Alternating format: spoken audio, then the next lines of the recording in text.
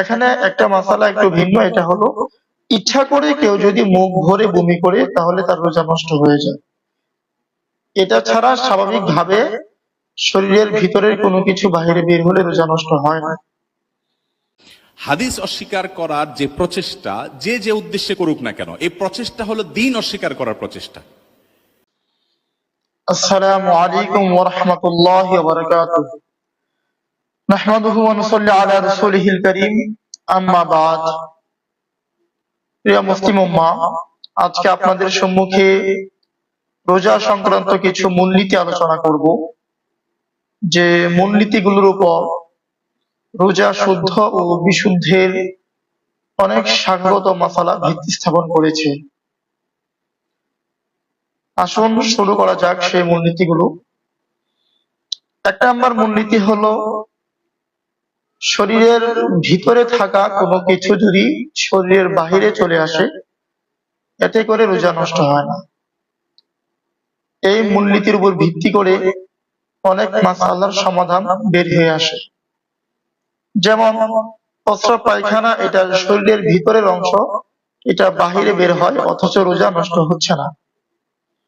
থুতু ভিতরের অংশ, এটা বাহিরে বের হয়, রোজা নষ্ট হচ্ছে না। সর্দি ইত্যাদি ভিতরের অংশ, শরীরের বাহিরে বের হলে রোজা নষ্ট হয় না। বমি যদি মুখ ভরে অনিচ্ছাকৃত ভাবে বাহিরে চলে আসে, এতে করে রোজা নষ্ট হবে না। এখানে একটা মাসালা একটু ভিন্ন, এটা হলো ইচ্ছা করে কেউ যদি মুখ ভরে বমি করে তাহলে তার রোজা নষ্ট হয়ে যায়। এটা ছাড়া স্বাভাবিকভাবে শরীরের ভিতরের কোনো কিছু বাহিরে বের হলে রোজা নষ্ট হয় না। ঠিক এরকম ভাবে ব্লাড, রক্ত, এটা যদি শরীরের ভিতর থেকে বাহিরে বের হয়ে আসে, এতে করে রোজা নষ্ট হবে না। রোজা অবস্থায় ব্লাড দান করা যাবে, এতে রোজার কোনো ক্ষতি হবে না। তবে ইচ্ছাকৃত ভাবে এই পরিমাণ ব্লাড দান করা, যে সে দুর্বল হয়ে যাওয়ার প্রবল সম্ভাবনা থাকে, এটা জানা সত্ত্বেও যদি সে বেশি পরিমাণ ব্লাড দান করে তাহলে সেটা মাকরুহ হবে। তবে একান্ত প্রয়োজনে সে ব্লাড দান করতে পারবে, এতে করে রোজার কোনো ক্ষতি হবে না।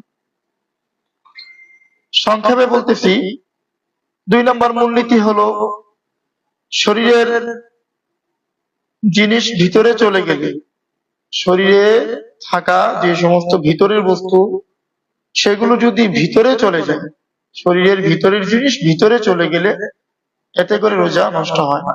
সর্দি ভিতরের জিনিস ভিতরে চলে গেলে রোজা নষ্ট হবে। থুতু স্বাভাবিকভাবে যেগুলো জমা হয় জিহ্বার মধ্যে, যেগুলো স্বাভাবিক আকারে থাকে, সেগুলো ভিতরে যদি চলে যায় এতে করে রোজা নষ্ট হয় না। জমিয়ে থুতু গিলে ফেলা মাকরুহ। এরকম ভাবে বমি মুখের মধ্যে আসছে, আসার পরে নিজে নিজে ভিতরে চলে গেছে, এতে করে রোজা নষ্ট হবে।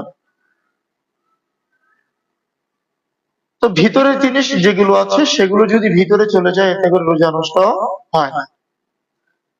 3 নম্বর মূলনীতি হলো, শরীরের বাহিরের জিনিস শরীরের ভিতরে প্রবেশ করলে, ভিতরে প্রবেশ করার জন্য 2টা জায়গা শর্ত, একটা হলো পাকস্থলী আর একটা হলো মস্তিষ্ক।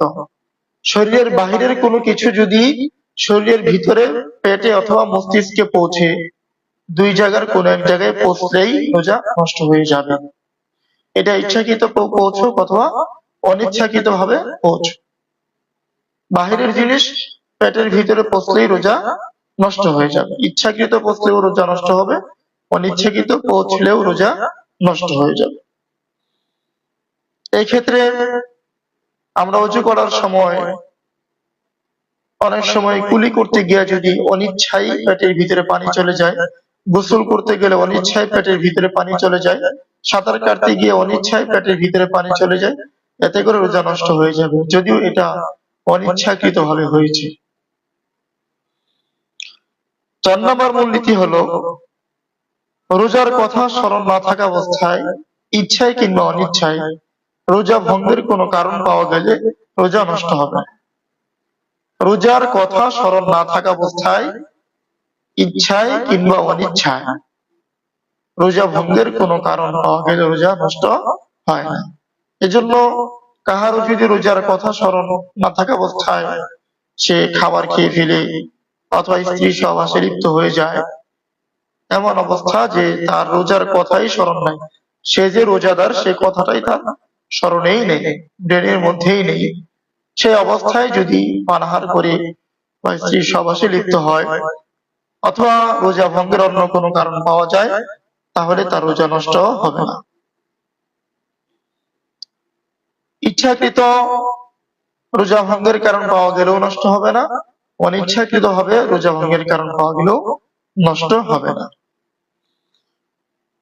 5 নম্বর মূলনীতি হলো, রোজার কথা স্মরণ থাকা অবস্থায় ইচ্ছাকৃত অথবা অনিচ্ছাকৃত ভাবে রোজা ভঙ্গের কোনো কারণ পাওয়া গেলে রোজা নষ্ট হয়ে যাবে।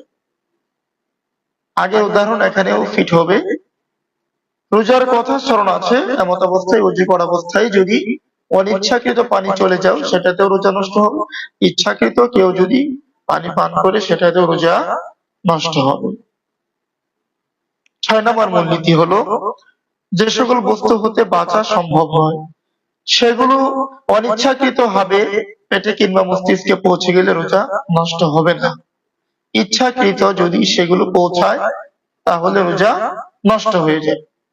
অনিচ্ছাকৃত চলে গেলে রোজা নষ্ট হবে না। যেমন মশা মাছি অথবা বাতাসে উড়ন্ত ধুলাবালি ইত্যাদি, এগুলো যদি অনিচ্ছাকৃত ভাবে পেটে চলে যায়, যেগুলো থেকে বাঁচা সম্ভব নয়, এতে করে রোজার কোনো ক্ষতি হবে না, রোজা নষ্ট হবে না।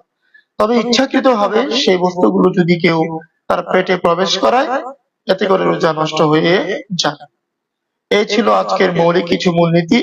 এই মূলনীতিগুলো যদি আমাদের মুখস্থ থাকে, জেহেনে থাকে, তাহলে রোজা সংক্রান্ত অনেক মাসালার সমাধান বের হয়ে আসবে।